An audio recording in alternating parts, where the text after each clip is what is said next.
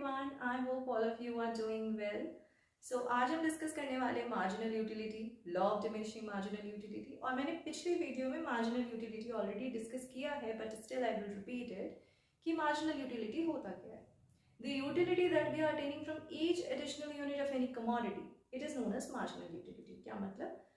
हर additional unit के साथ जो मुझे यूटिलिटी मिल रही है वो मेरी मार्जिनल यूटिलिटी होती है। फर्दर अब हमें पढ़ना है कि law of diminishing marginal utility क्या होता है। Law of diminishing marginal utility पहले हम पढ़ते किसने दिया? It was given by Hermann Gossen in 1854 and that is why it is also known as Gauss's first law, and you have to remember this law of diminishing marginal utility is also known as Gauss's first law. ये कई बार question आ जाता है कि Gauss's first law क्या है, या इसको आपको इंटरचेंज करके दे देंगे। So you have to remember this कि ये Gauss's first law है। Okay, now we need to know what it states. So let us understand this.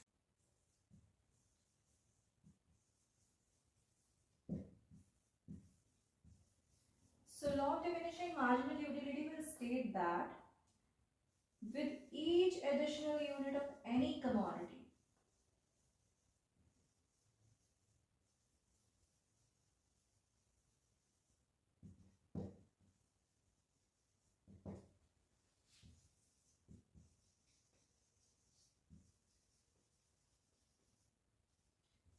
marginal utility attained from it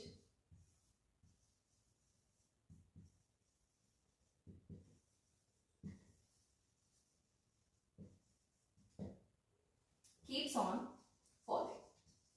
Okay, so क्या state करता है law of diminishing marginal utility? It states that with each additional unit of any commodity the marginal utility attained from it keeps on falling.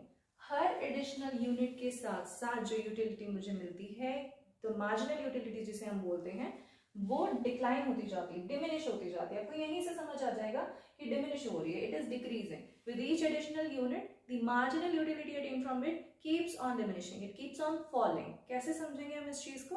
Example से समझ लेते हैं। For example, अगर आप mango खा रहे हैं, फर्स्ट मैंगो से मिलने वाली यूटिलिटी डेफिनेटली बहुत ज्यादा होगी क्योंकि आपको अच्छा लग रहा है, season of mango and you are loving it.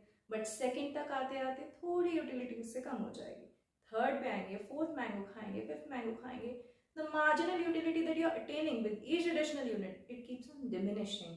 क्योंकि इतने मैंगो खाकर आपको ये लगने लगेगा you will be feeling full, feeling of fullness आ जाएगी, अब इससे ज्यादा नहीं खा सकते, पेट भर गया, और अगर इससे ज्यादा खाया इंडाइजेशन हो जाएगा। तो जो मार्जिनल यूटिलिटी मुझे हर एडिशनल यूनिट के साथ मिलती जा रही है वो कम होती जा रही है। एक सेचुएशन पॉइंट आ जाता है, सैचुरेशन पॉइंट हम जिसको बोलते हैं कि भाई इससे ज्यादा आई कैन नॉट हैंडल, इससे ज्यादा खाया ही नहीं जा सकता। ठीक है, तो हर एडिशनल यूनिट के साथ साथ मार्जिनल यूटिलिटी डिक्लाइन होती जाएगी, and this is what law of diminishing marginal utility states. Okay, law of diminishing marginal utility is based on two facts. Now what are these two facts? पहला fact ये है, दो total wants are unlimited,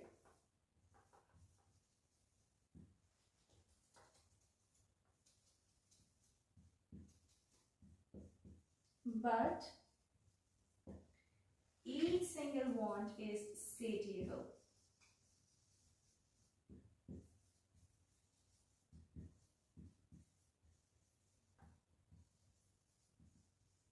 Now what does this mean? कहने का मतलब ये है कि हमें पता है ह्यूमन वांट्स अनलिमिटेड होती हैं, और हमें मालूम है कि इतनी वांट्स है कि कभी इच्छा पूरी ही नहीं होगी, but when we talk about each single want then it is satiable. Satiable का मतलब क्या है?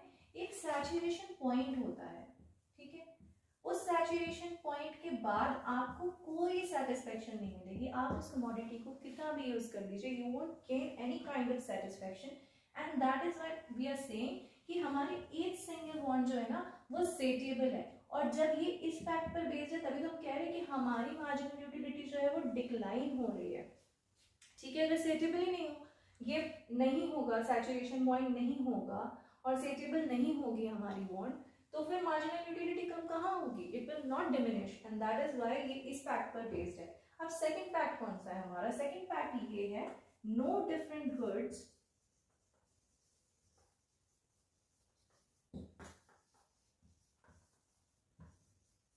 are perfect substitutes.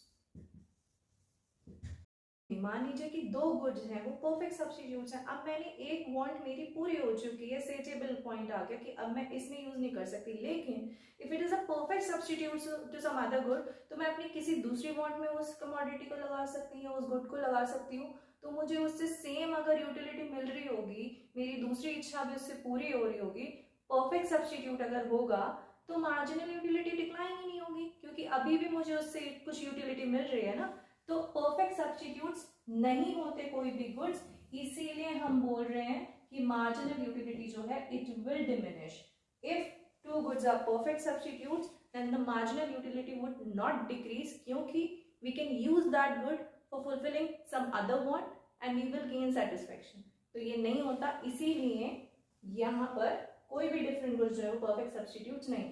तो ये दो फैक्ट्स हो गए आपके कि टोटल वांट्स तो अनलिमिटेड हैं but each single want is satiable, saturation point होता है हमारा, उसके बाद यूज करके we won't gain any kind of satisfaction from that good and no different goods are perfect substitutes, क्योंकि अगर होते तो हम किसी दूसरी वांट को पूरा करने के लिए उन्हें यूज कर सकते थे और तब हमारी मार्जिनल यूटिलिटी डिक्रीज नहीं होती, वो तब भी यूज हो रहा होता।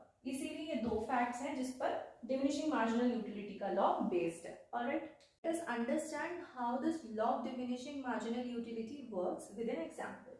Okay, मैंने एक टेबल बनाया है, here I have written the cups of tea consumed per day, here we will calculate the total utility and marginal utility of that commodity. Alright, when I consume first cup of tea, the total utility that I am getting from it is 12 utils.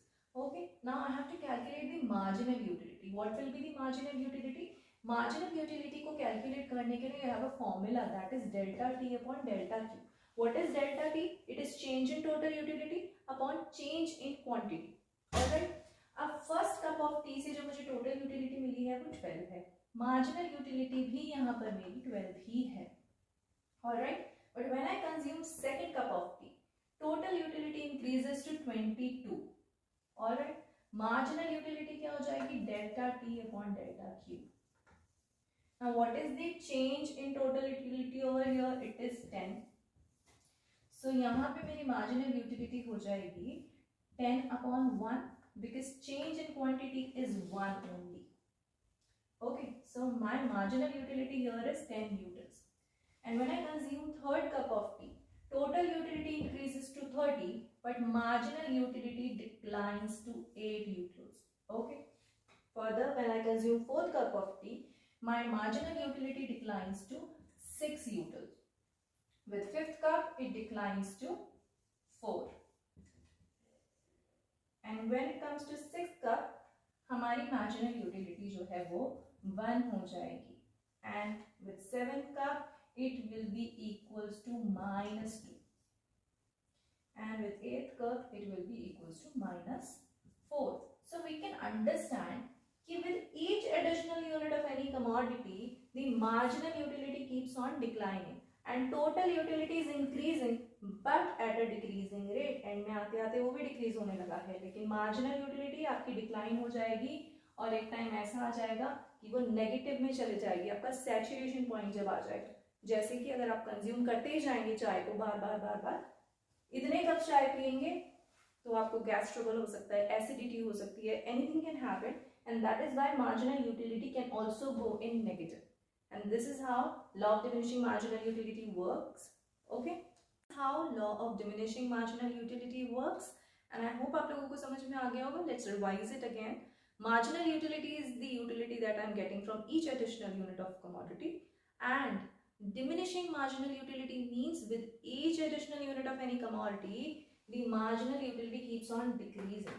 For example, the cups of tea that we consume per day, अगर वो बढ़ते जाएंगे with each additional cup of tea, the marginal utility keeps on declining and saturation point के बाद वो negative में भी चला जाएगा. Your marginal utility can also become negative because now you are not getting any kind of satisfaction from it, बल्कि आपको acidity हो सकती है, वो आपके लिए हार्मफुल हो गया, वो आपके लिए अच्छा नहीं है, तो वो नेगेटिव में भी जा सकती है. Total utility it is increasing but at a decreasing rate. Okay, so this is all about diminishing marginal utility. I hope आप लोगों को समझ में आया होगा, and अगर अच्छा लगा please subscribe to my channel, like, share and comment. Thank you. Bye bye.